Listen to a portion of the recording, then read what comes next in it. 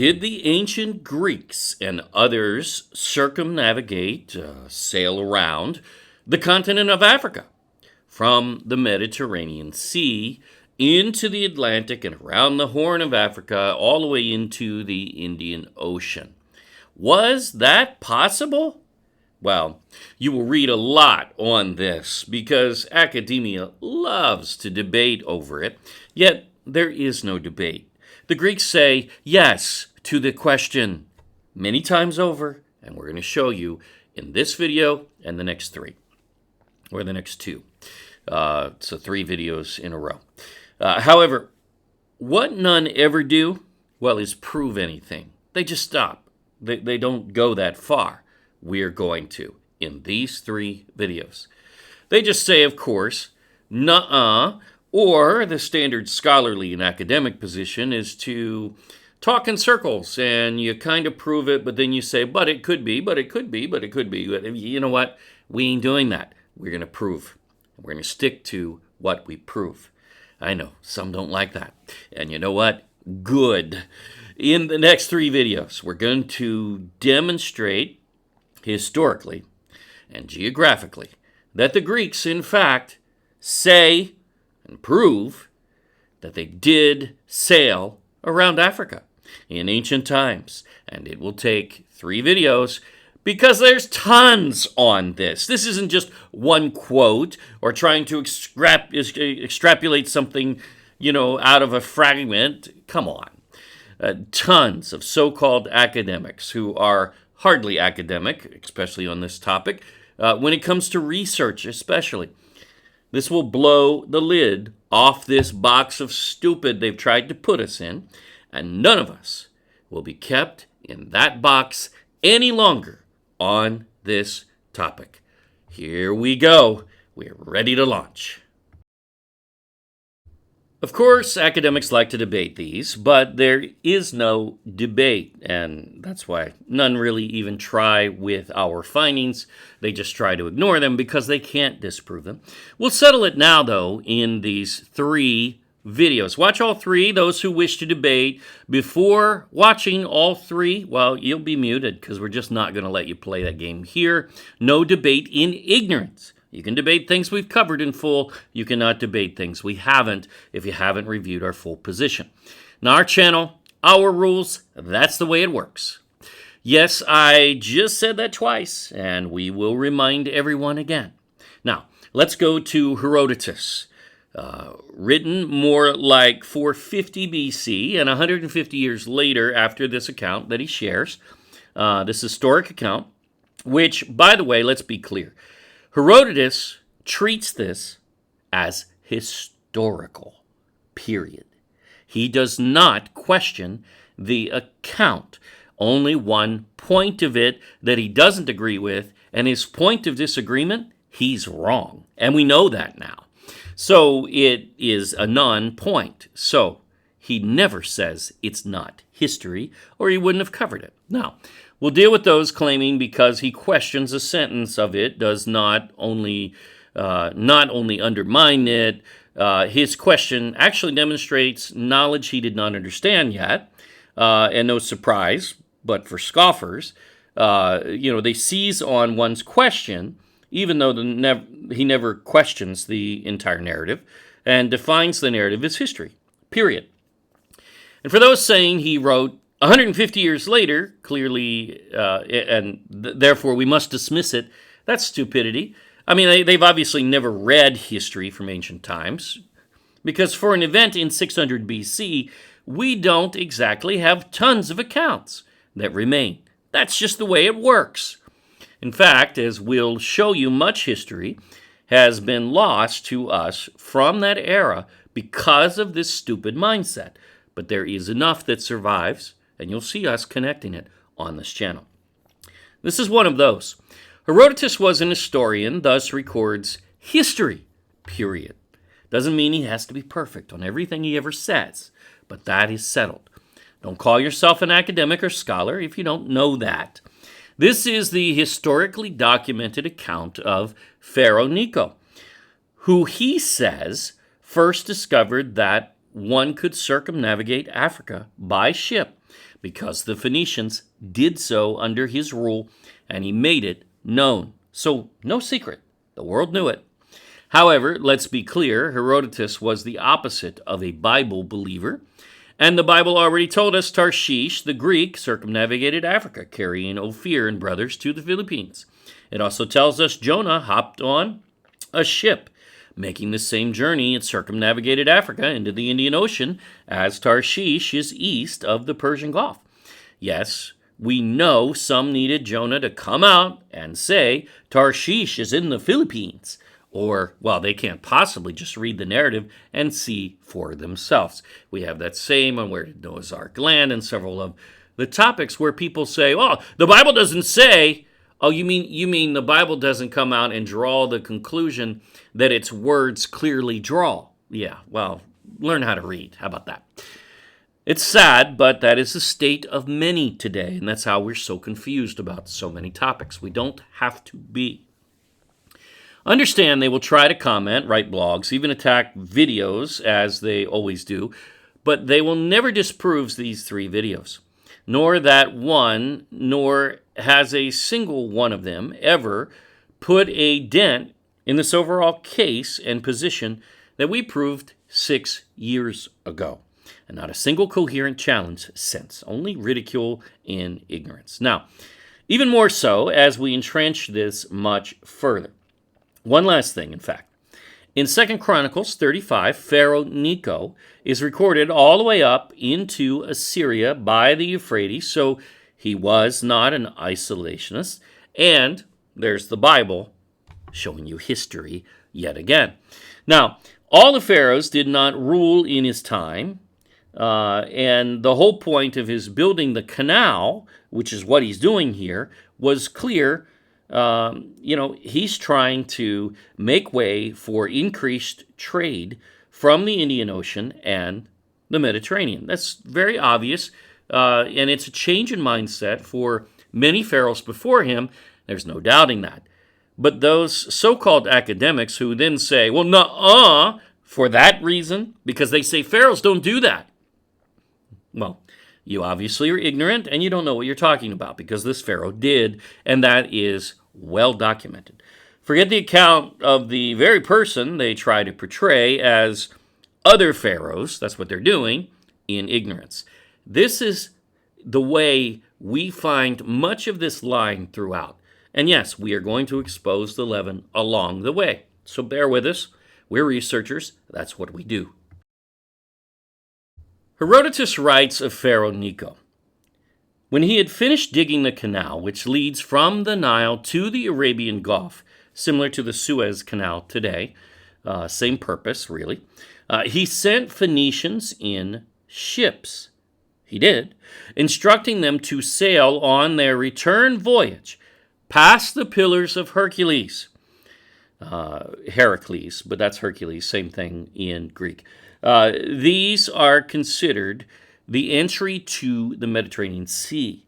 Many identify them as the Rock of Gibraltar on the Spanish side and Jebel Musa on the African side, though if you find other theories on different mountains, especially on the African side, it matters not. The location remains the entry point to the Mediterranean Sea on the west side, into the Atlantic. That's what it is. It's what it's always been. In fact, when Plato said that the famous antediluvian Atlantis, which was overwhelmed by the flood, by the way, that's why it was, it didn't sink in terms of actually sinking. The new ocean was formed above it. And it's buried, of course, in the flood sediment. And we probably will never find it between now and the day of judgment. We probably will never have the technology to do so. But it was beyond the Pillars of Hercules or Heracles. Now that's the Atlantic or Atlantis or Atlas Ocean, which is one of the giant 10 kings of Atlantis. Atlas is not a good guy. He's a giant Nephilim and a Titan for that matter. So large that he could hold the world on his shoulders, so they would say. Now, that doesn't mean that he had to be that large. Obviously, he wasn't, because he lived on the earth, but he was a Titan. Those searching for it in the Indian Ocean, or especially the illiterate channel, claiming Atlantis in the Philippines. Well, they just can't read the narrative. They don't understand what they're talking about. And I don't think they're trying to, frankly. They just want to get views and mislead in every way they can, which they've done on many things. Until they came into the Northern Sea, the Mediterranean Sea, you could also read it as the Northern Atlantic, then into the Mediterranean, it doesn't matter, and so to Egypt, so they went around the other way. So that would require what? Well, circumnavigating Africa. That's historic fact. Here it is, right here. Attacked? Yes. Undermined? They attempt, but not credibly, and we'll show you. Now the return trip. So the Phoenicians set out from the Red Sea, Egypt, and sailed the Southern Sea, South Atlantic. Whenever autumn came, this is very interesting, they would put in and plant the land in whatever part of Libya, that's Africa, the continent, is because Libya is not down there. We know that. But again, in the mindset of Herodotus, just look at his map, he only sees Africa as Libya and Ethiopia. He doesn't really see anything else. Not for the most part, Egypt, of course, but overall, when he's saying Libya here, he means the continent of Africa, and that's clear in all of his writings. Africa is the setting, not the nation of Libya, the modern nation. They had reached, and get this, confirmation of the Phoenician practice we have documented before in the case of Solomon's navy. This is proven fact. And there await the harvest. They plant and harvest. Then, having gathered the crop, they sailed on. So in the middle of their long journeys, they would plant and then harvest for their return trip. That's just factual for the method of the Phoenician sailors, period. And they did so with Solomon's navy as well, which adds to the journey as far as time that has to be included in that 3 years. So that after 2 years had passed, it was in the third that they rounded the pillars of Hercules, and came to Egypt. So this is a 3-year journey. One way. Understand that. Solomon's navy was a 3-year round-trip journey total, there and back. This course around Africa fails logic for Solomon's navy in every way. It has always been nonsense. He went to the Far East, as we've proven. Now, Herodotus will question one fact of the story. One. Just one. And no, he's wrong. His question is fine. There's nothing wrong with him asking the question. But he's wrong. He just doesn't understand. And in that day, they did not. It is fact. But he did not understand just how far south the African continent ran. See, Herodotus never made this voyage. He's just reporting it. He doesn't map it. He cuts Africa off. He doesn't know how far South Africa goes and how giant of a continent it is. Understand that. Most historians are in that same boat, and yet the discipline selectively pulls out whatever they want to use to support their propaganda, and it ignores whatever doesn't fit their paradigm, keeping them ignorant and to us. We see this far too often, and that's really the story here. There they said, what some may believe, though I do not. What doesn't he believe? Well, he's about to tell you, but he didn't say he didn't believe the rest of what he said, did he? No, that is illiterate to read it that way. That in sailing around Libya, they had the sun on their right hand. Well, where were they? Well, they're down at the tip of Africa, something he knows nothing about. Did he say they didn't believe they sailed around Libya, Africa? No. Again, stupid assertion from academics who were not academic, can't read, period. He said he didn't believe they saw the sun on their right. That's all. And if, in fact, that proved to not be accurate, it would not undermine the whole story. This is the nonsensical thinking of academia. So why? He did not understand how far South Africa is, and that there are times where indeed science has proven, by the way, the sun is in fact on your right side when traveling around South Africa especially, and actually in both directions, to and from Egypt, sailing around. So Herodotus wrote this in 450 BC, so cut him some slack. He didn't know this yet, but his point is meaningless, though he doesn't know that. However, let's be clear, Herodotus did not question this account. He records the trip as historic fact. The circumnavigation happened. He says so. Now, let's not pretend the dunderheads out there misconstruing that they are scholars of anything can even read when they say such dumb things. Regarding the 3-year round-trip journey of Solomon, this demonstrates they did not circumnavigate Africa in Solomon's day. They didn't need to because he built on the Red Sea, so he wouldn't have to. But it does prove they headed east. No, they did not build a new navy of 50 or so ships and a new port on the Red Sea in order to lengthen their trip like this to go to Spain nor Britain, which the Phoenicians, Solomon's admiral, and much of his navy were, already had trade routes on the Mediterranean. They didn't need a new route to places which they already had established trade. To build on the Red Sea would be nonsensical if so, and Solomon was, well, he was wise, the wisest of his time. Looking at the ships of that day, Phoenician designed and built, understand that, they built Solomon's navy, and they were the admiral and, much of the manpower. They could make it as far as the Philippines. We've tested that, and back in 3 years with, important, a year to plant, trade, and harvest, which tradition we just showed you is Phoenician indeed. To say they not only, that they only went to Yemen or Saudi Arabia, well, that's just plain nuts. I mean, that's a 3-month round-trip journey. Are you kidding? Both were part of the kings of Arabia who already paid tribute to Solomon and already traded with Israel. Why would he need that route established when he already had it? They're not even a little thinking a little here. I mean, it's not even remotely. And Ethiopia already traded through Egypt, which Solomon married an Egyptian princess. Duh. Yet, if Solomon built a port to go there, we're talking 4 months, another whole month, which again, what about the other 2 years and 8 months? It doesn't fit.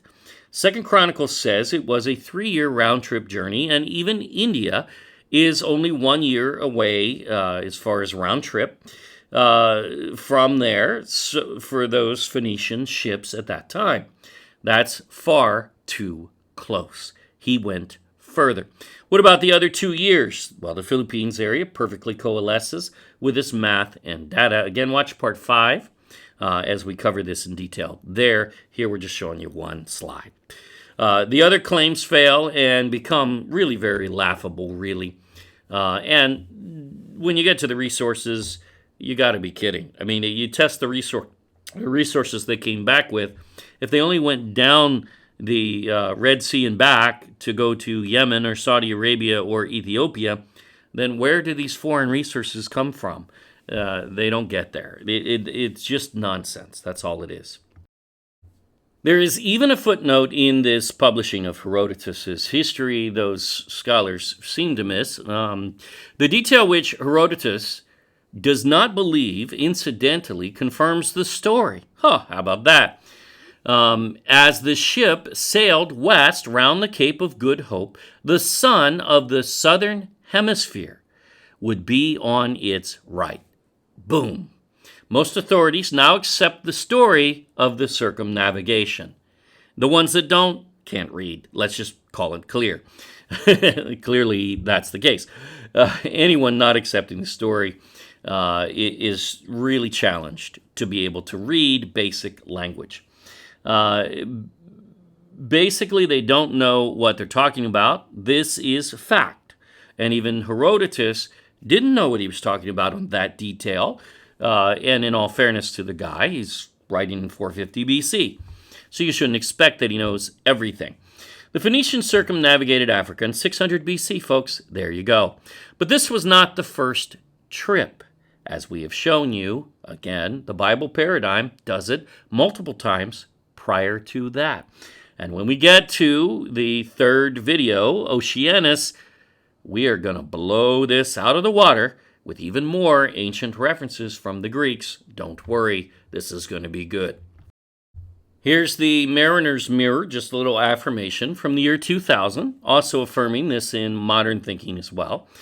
They write of the paragraph that we just covered, in which they document, has been discussed by many scholars from many fields of research who have evaluated from many aspects the reality of the circumnavigation of Africa by the Phoenicians. Did it happen?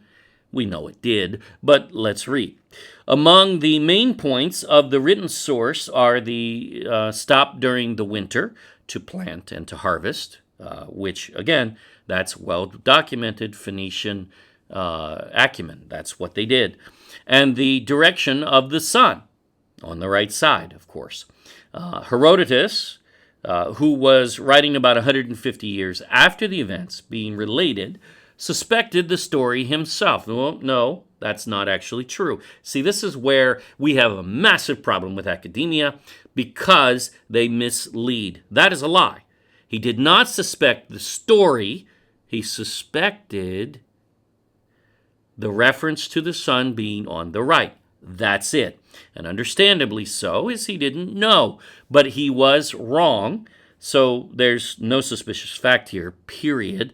And for academia not to be able to vet that out, test it, and see, oh, nothing to see here, is pretty dumb.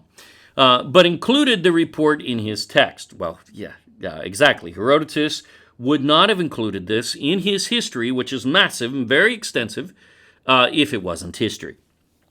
He questioned only one point in which he was wrong, thus, it's validated. It actually serves to prove the story. There you go. However, he treats the journey as historical fact, and that's not up for debate. Not for those who can read, anyway. But again, this is how academia does read many times.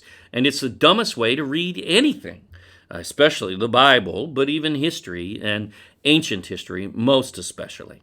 When they're trying to figure things out, as Herodotus was, he didn't have a handle on the entire earth. He mapped the whole earth, and you can see from his map he's missing much, like the Americas, right? I mean, they just didn't know about them yet.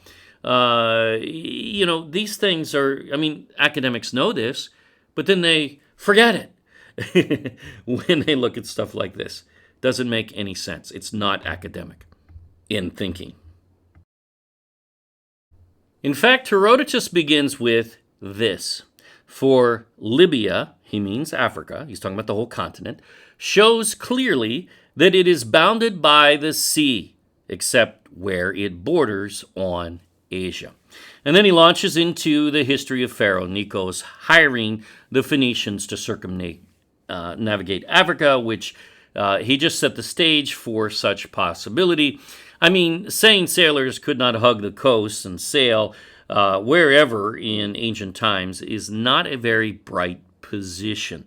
We now know they even crossed the Atlantic and the Pacific, for that matter, in credible accounts, yet it has always lacked credibility to think this way, and it certainly does now. Noah and his sons would have passed shipbuilding knowledge on to their grandchildren, and they clearly did. Again, this is not the first trip around Africa, historically, as we have covered, but don't worry, Greek history does not leave that to guesswork, as these supposed ignorant academics would have us believe. They just don't know what they're talking about. And the reason is because they dismiss too many facts. And by the time you get done dismissing all of these very concrete facts, what do you have left? Well, you have nothing left, and that's why they don't know anything about ancient geography, because they don't really want to know where the Garden of Eden is. They don't want to know where Ophir, Sheba, and Tarshish are, because again, who is behind all of this? Well, the New World Order is going to be condemned by that land, and they don't want anybody to know where it is, and they don't want it rising any sooner than it has to, but they can't stop it. It will rise. And just so you know, the Phoenicians are well aware this is historic fact, because they also tested it. So much so that they built a replica of this 600 BC era ship, Phoenician ship, and they sailed it around Africa, proving the ship could do so. And it did. After 20,000 miles and 2 years at sea, they proved it again. That disproves that Solomon circumnavigated Africa, as his journey was 3 years round trip, and that was only one way, and it would be 4 years round trip, so it doesn't work. But remember, they would take the time to stop in Africa, Libya, according to Herodotus, and plant and harvest for the rest of the trip, which it doesn't appear they did with this, which is okay. They didn't have to in this age. We do have McDonald's. They didn't back then. In other words, to all the scoffers calling themselves scholars, they say, shove it. We proved you wrong. And they did, once again. By the way, Strabo, writing sometime around 0 BC, also mentions Herodotus' account. He also records 2 other stories that were passed down in history from Poseidonus in speaking of those who have sailed around Africa.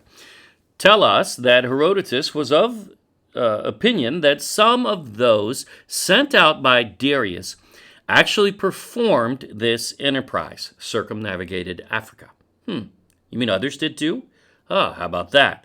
In recorded history? Well, he's going to speculate a little here on what he heard, and even he's going to say, I don't have proof for this, because he doesn't, and that's okay, because we're not going to treat this as proof, but these are supporting points nevertheless. And that Heraclides of Pontus, in a certain dialogue, introduces one of the Magi presenting himself to Galen and declaring that he had performed his voyage, but he remarks that this wants proof. Yes, rightfully so. He talks about 2 accounts here. One of Darius. Darius was king of Persia, right?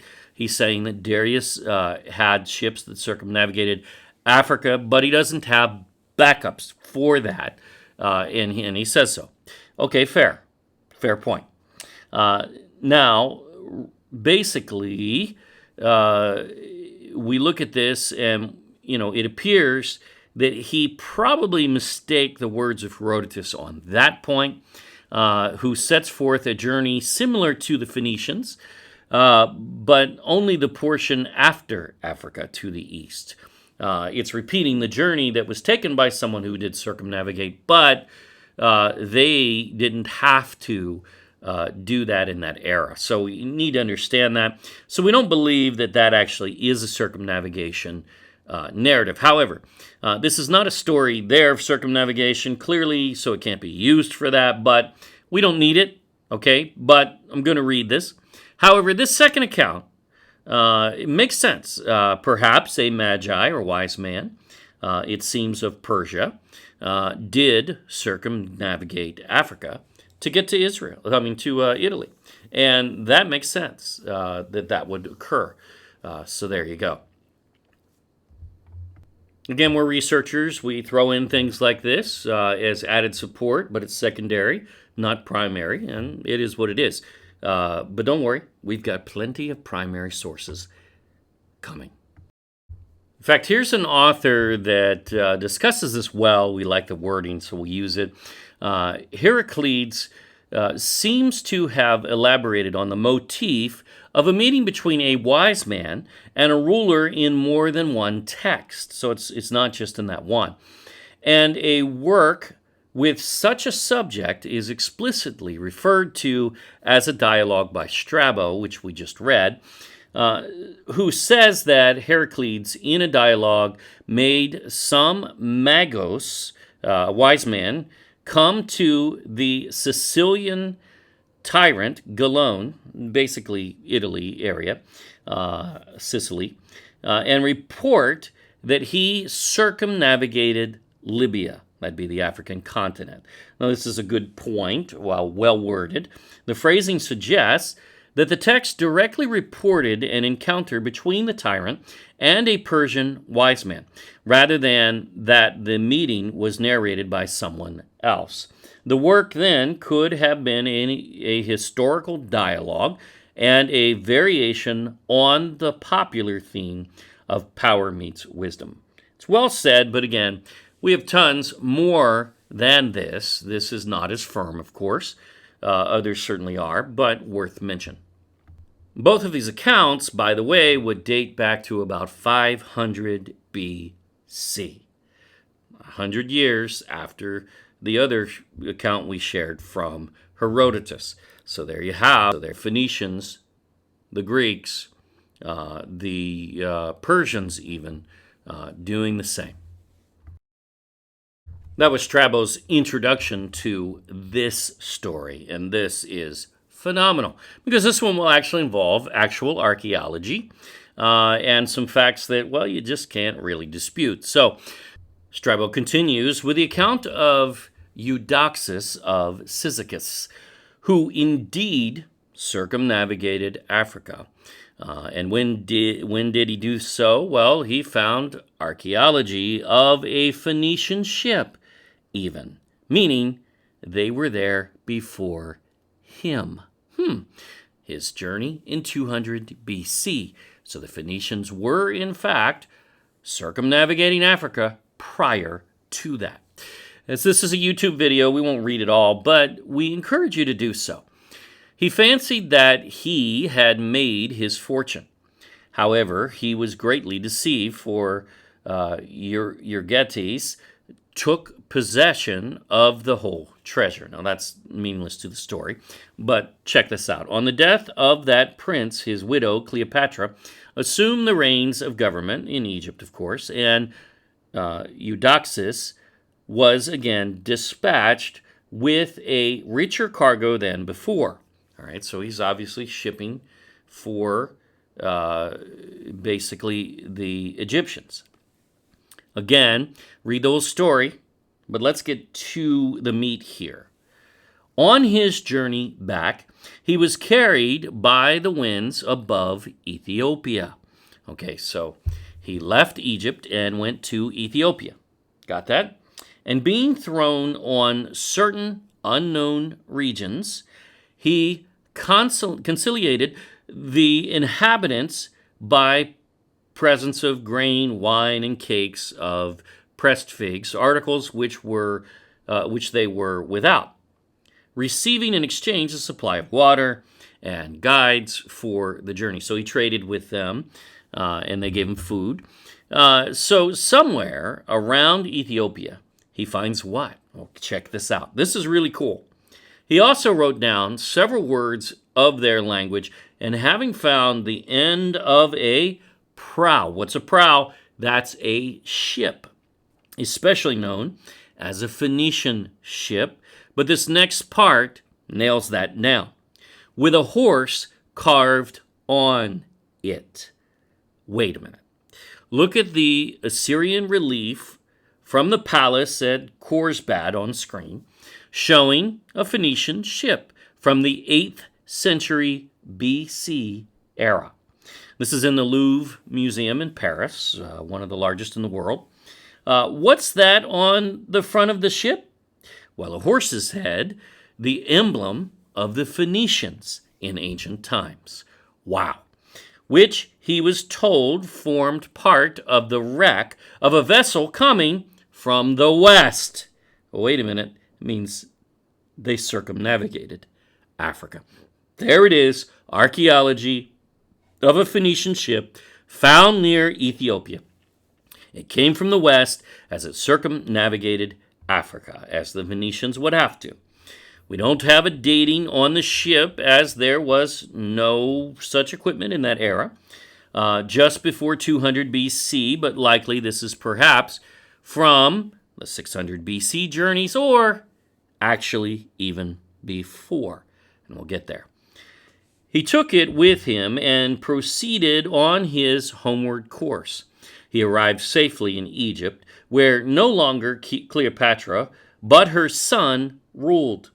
But he was again stripped of everything on the accusation of having appropriated to his own uses a large portion of the merchandise sent out. Of course, he traded for it and used those goods to survive. So it's not necessarily wrong, but hey, he had to survive, right? However, he carried the prow, the ship, into the marketplace. Now, that's interesting. The piece of it, the front with the horse's head, very distinct, understand. He didn't have the whole ship, he just had the front. And exhibited it to the pilots, the mariners, who recognized it as being come from Gades, or Gadir, Spain, which is modern Cadiz, Spain. A Phoenician vessel from Gadir, Spain is very consistent, as that was a well-noted Phoenician trade area. This is a Phoenician vessel, however, no matter how you shake it up. The merchants of that place employing large vessels, but the lesser traders, small ships, which they style horses. Now, they do that because of the Phoenicians. They're copying the Phoenicians in origin, and likely they are Phoenicians indeed, because colonies exist there as well. From the figures of that animal borne on the prow, and in which they go out fishing around Marugia as far as the Lexus. Some of the pilots professed to recognize the prow as that of a vessel which had sailed beyond their river Lexus. Now, the story is not true, let's be clear, but had not returned. The problem is that's a story, from fishermen who caught a fish, that big, right? But it doesn't jive, because if you think about it, if that vessel did so and just so happened to separate up in Spain, it wouldn't end up in Ethiopia. I mean, that's just nonsense.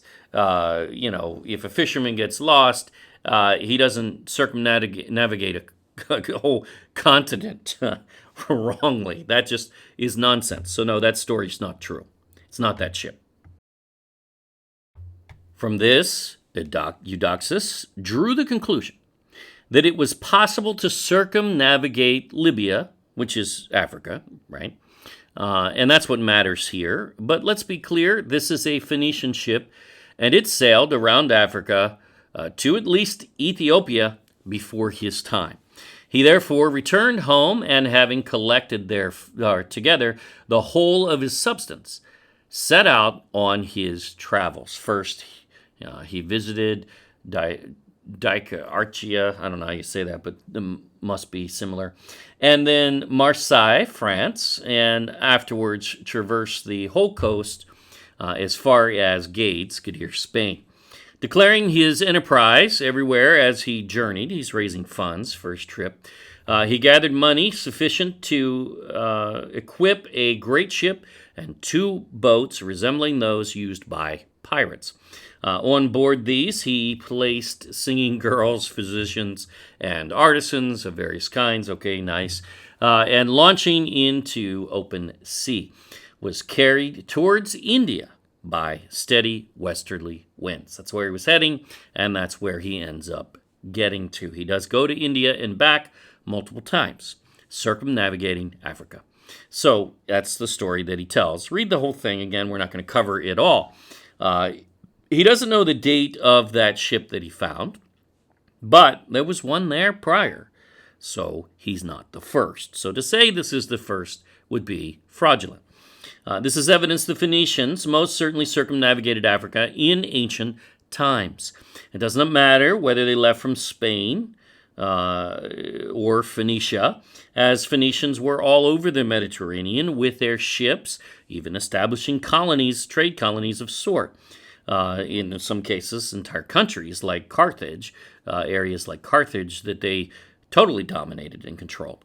If Gadir, that's fine too, but it seems they try to minimize the find with the story, really. Again, a fishing vessel doesn't get knocked off course in Spain and end up in Ethiopia. That's nonsense. So trying to make that connection here in the story, I don't know why they do it. It's just illiterate. See how academics get in and they mess up the narrative. This is obviously a Phoenician ship, likely far more ancient, and it was found in Ethiopia just south of Egypt. Again, we show you a picture of one from 800 BC that looks just like what's being described. Now, that's huge in ramifications, which is why they taint the story with question marks, which we find often in ancient history. And the question marks aren't even there, nor was there really one in Herodotus' account. He was questioning one of the details, not the whole story. This is how we have been dumbed down from stupid scholarship like this, and we can do better. In fact, go to Encyclopedia Britannica and you get this. Eudoxus of Cyzicus, Greek navigator and explorer who made the first attempt to circumnavigate Africa from Western Europe. How stupid. He found a Phoenician ship in Ethiopia which already did and proved it was possible, and as he says, so he said it circumnavigated Africa because it did, it had to. So the notion is illiterate from the Encyclopedia Britannica. Duh. Thus, he was not the first, and this entry into the supposed academic dictionary is not so academic. Leave it to the Brits to screw up history, as they do royally, especially with this entire narrative of Ophir and Tarshish. They started paying the propagandists like Samuel Purchas in 1625, thereabouts, to write propaganda, to ignore Magellan, to ignore Columbus, to ignore all of the finds of the Spanish and the data of the Portuguese completely in regards to this topic, and take knowledge back 1,000+ years.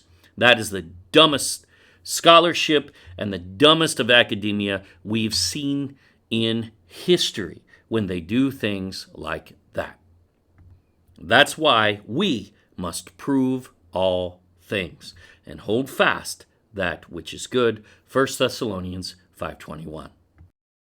There are other such circumnavigations of Africa in the BC era. Now, here's one from another Greek, but we are going to take you back to, again, 800 BC. For the Greeks, don't worry, that'll be the third video in this mini-series within the series, Solomon's Gold series. And so we'll do this in the next video and the one after that. So watch them all. But one last one, and this is from Persia. It's not actually circumnavigating Africa, but more the continuation of the journey to Ophir and Tarshish. This is the famous story of Sinbad the Sailor from Arabian Nights.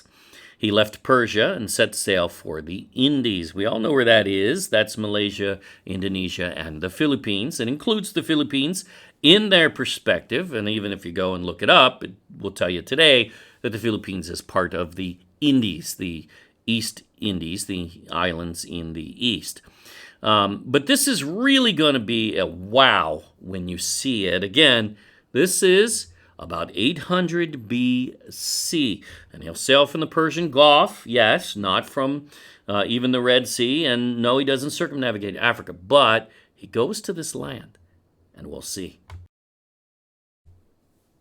They write, we continued at sea for some time. They were lost in the Indies somewhere, but where were they? Well, the answer becomes very obvious here. Touched several islands, and at last landed at that of Salabat, where sandalwood is obtained. Oh, wait a minute, I think I just heard bells sound. For our Filipino viewers, yeah, you read that right, Salabat. That is a Tagalog word for their famous ginger tea, Salabat. Wow.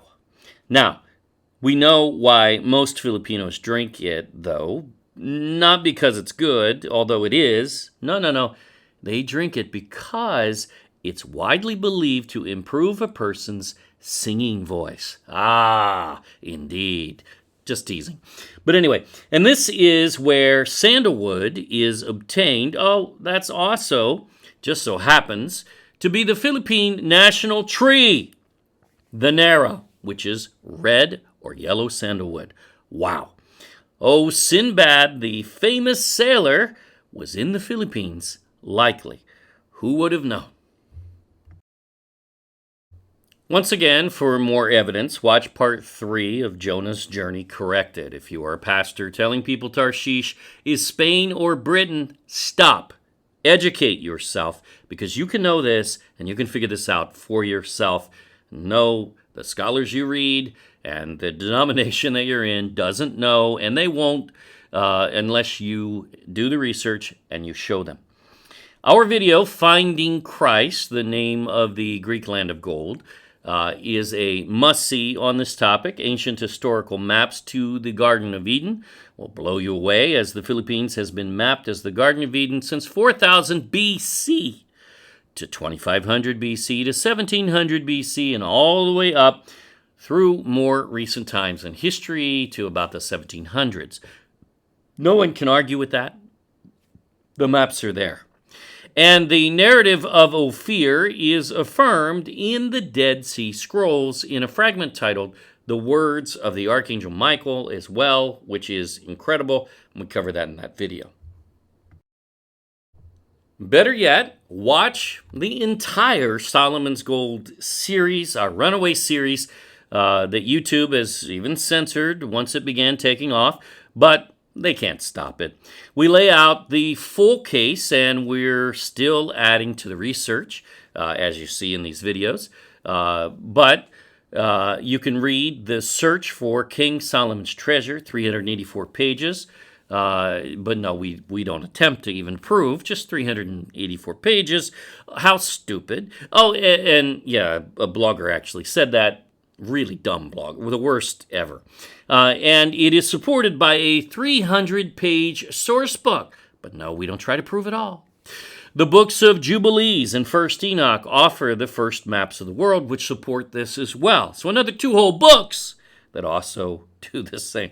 Earlier than any other writing ever, and they are phenomenal. Check out those books as well, free in ebook at ophirinstitute.com. We ain't playing. And folks, this is a proven position already. Just getting more and more entrenched all the time, and we aren't going to let up either. More coming. In the next video, let's understand the 1st century mapping mindset, so we can fully read their maps of the Greek land of gold and how to get there, especially. In the one after that, and this may be the most groundbreaking of all, we will locate the Greek river Oceanus, which travels around the whole world. Sound familiar? Our viewers will say yes. We will not only find further support of the very ancient travels to the Far East from the Mediterranean, thus circumnavigating Africa in the texts, but we will find the Greeks were using the Genesis 2 rivers from Eden geography, as this is an exact fit in a massive number of ways. So it will support that series as well. You'll see. We have over 470 videos on this channel, one for every day of the year plus now. Many just as profound, with some 50 or so in Tagalog for Filipinos, and now 6 in Spanish to start. We also have been setting up subtitles for 20 plus languages for most of our videos. Don't forget to like and subscribe and click the bell for notifications of new uploads. Join our email list, as YouTube fails to notify often. And we will notify you ourselves at thegodculture.com. Just fill in the pop-up there. We now have alternative platforms for videos on Rumble, Odyssey, and Utreon. And our new podcast is available for all of our videos pretty much as well. All links in the description box, and friend us on Facebook. at The God Culture, space original. That is our only Facebook page, only one that we're checking and using. If you prefer an alternative, we now have Parler and Gab, links below. We have 6 books published internationally, being read in over 100 countries. And actually, I correct that. It's now 7. How about that? With our new release, the first book of Bible History Illustrated, Enoch's Animal Dream Visions. We also have now launched Ophir Philippines Coffee Table Book in the U.S., Canada, UK, and many overseas markets on Amazon, and it's available in hardcover or softcover there. Also, this first book of Bible History Illustrated is available only in color. We're not even doing this in black and white. Only in color, and you can get it in color, softcover, or hardcover on Amazon. Coming to the Philippines soon. Not yet. We're not there yet, but we will get there. Additionally, we launched the Book of Jubilees, the Torah calendar, with color maps and interiors, as so many had requested that overseas, rightfully so. We already have that in the Philippines. The Philippine copies have color maps inside already. That too is available on Amazon in hardcover, softcover, both in color or in black and white softcover if you wish. All books, including Solomon's Treasurer, are now free in eBook. We're not going to do an eBook for this one because we have this video series animated, and we're going to release one with all 5 as one video as well. So no need to do an ebook when we'll have the video animation. More coming soon. Thank you for watching. Now always remember, prove all things for yourself. Yah bless to everyone.